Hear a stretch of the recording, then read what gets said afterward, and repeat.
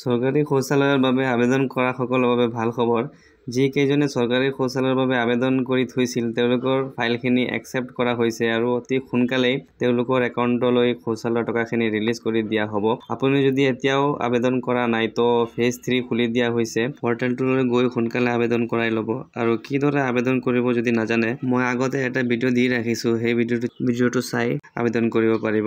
প্ৰথমত এটা মেছেজ দেখুৱাই ল'ব বিচাৰিছোঁ। ইয়ৰ এপ্লিকেশ্যন নম্বৰ আৰু for construction of toilet under Swachh Bharat Mission Gramin has been approved. The incentive will be provided in your given account after construction and physical verification of the toilet SBM. তো এই মেছেজটো যোৱাকালি মোৰ তালৈ আহিছে। এই মেছেজটোৰ দ্বাৰা এইখিনি বুজাই দিয়া হৈছে যে মোৰ এপ্লিকেশ্যন নম্বৰটো এপ্ৰুভ কৰা হৈছে আৰু ফিজিকেল ভেৰিফিকেশ্যন এটা হ'ব, তাৰপিছত মোৰ একাউণ্টলৈ টকাখিনি প্ৰেৰণ কৰি দিয়া হ'ব। তো আপোনাৰো আহিছে নেকি, আপুনি কিদৰে চেক কৰিব সম্পূৰ্ণখিনি দেখুৱাই যাম। ভিডিঅ'টো স্কিপ নকৰাকৈ শেষলৈ চাব। প্ৰথমে আপুনি যিকোনো এটা পেজ অপেন কৰি ল'ব। তাত আপুনি চাৰ্চ কৰিব স্বচ্ছ ভাৰত মিছন। প্ৰথম যিটো অপশ্যন দেখা পাইছে সেই অপশ্যনটো আপুনি ক্লিক কৰি ল'ব। তাৰপিছত আপুনি তললৈ স্ক্ৰল কৰিব। তললৈ স্ক্ৰল কৰি আপুনি যিটো অপশ্যন দেখা পাইছে এপ্লিকেশ্যন ফৰ্ম, সেইটো আপুনি ক্লিক কৰি ল'ব। ক্লিক কৰাৰ পিছত আপোনালৈ এখন পেজ খুলি আহিব। তাত আপুনি দেখিব যে আপোনাৰ চিটিজেন ৰেজিষ্ট্ৰেশ্যন। যদি ৰেজিষ্ট্ৰেশ্যন কৰা আছে তেনেহ'লে আপুনি ইয়াৰ পৰা লগইন কৰি ল'ব। অন্যথা আপুনি নতুনকৈ যদি এপ্লাই কৰিব বিচাৰে প্ৰথমে আপুনি চিটিজেন ৰেজিষ্ট্ৰেশ্যন অপশ্যনটোত যাব। তাত গৈ আপুনি প্ৰথমে ৰেজিষ্ট্ৰেশ্যন কৰাই ল'ব। তাত মোবাইল নম্বৰটো দিব, OTPটো ফিল আপ কৰিব, লগইন কৰি আপুনি ৰেজিষ্ট্ৰেশ্যন কৰি ল'ব।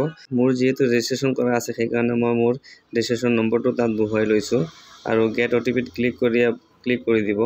তাৰপিছত আপোনাৰ মোবাইলত এটা OTP আহিব। OTPৰ ঠাইত OTPটো আপুনি বহুৱাই ল'ব।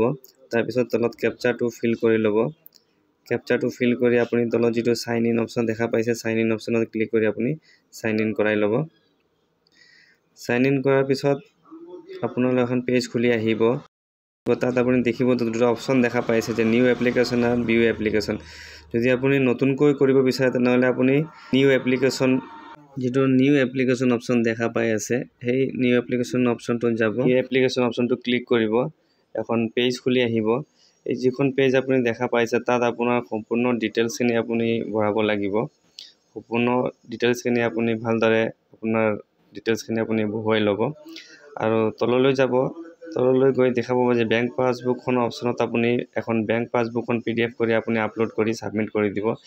এইখিনি মানে আপুনি নতুনকৈ আবেদন কৰিব লাগিব। আৰু মই যিহেতু পুৰণাখিনি দেখাই আছোঁ, আপুনি ছাইডত যিটো আৰু এটা অপশ্যন দেখা পাই আছে যে ভিউ এপ্লিকেশ্যন, সেই অপশ্যনটোত যাব। তাত গৈ চাব যে মই কেইবাটাও ফিল আপ কৰি থৈছোঁ।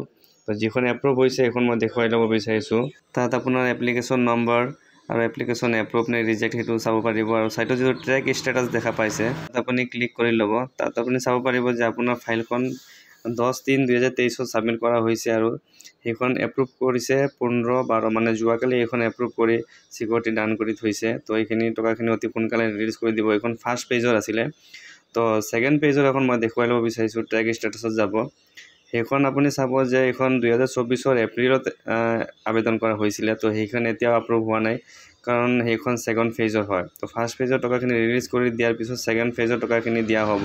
সেইদৰে আপুনি সম্পূৰ্ণ ডিটেইলছখিনি চেক কৰি ল'ব পাৰিব। তো এয়াই আছিল আজিৰ ভিডিঅ'টোত। আশা কৰোঁ সম্পূৰ্ণখিনি বুজি পাইছে। তো ভাল লাগিলে ভিডিঅ'টো শ্বেয়াৰ কৰি দিব। চেনেলটো ছাবস্ক্ৰাইব কৰি থ'ব যাতে এই ধৰণৰ ভিডিঅ'খিনি আগতীয়াকৈ পাই থাকে। তো লগ পাম পৰৱৰ্তী ভিডিঅ' এটালৈ। ধন্যবাদ।